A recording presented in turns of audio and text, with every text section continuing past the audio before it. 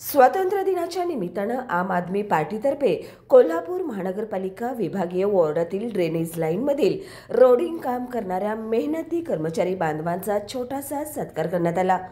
शहराच्या स्वच्छतेसाठी दिवसरात्र परिश्रम करणाऱ्या या कर्मचारी बांधवांच्या कार्याला सलाम करत त्यांना मानपत्र प्रदान करण्यात आलं।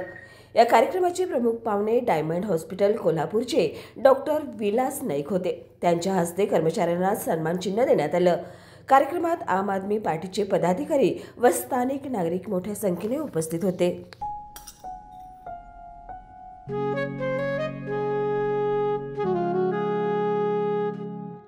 बाबा, आज येताना बासुंदी घेऊन या ना। अगं, कालच आपण आईचा वाढदिवस होता म्हणून आणली होती ना। ऐकलं, गोकुळची बासुंदी पुन्हा खावीशी वाटतेय। खरं सांगू, मलाही खावीशी वाटतेय। पुन्हा पुन्हा खावीशी वाटणारी गोकुळ बासुंदी।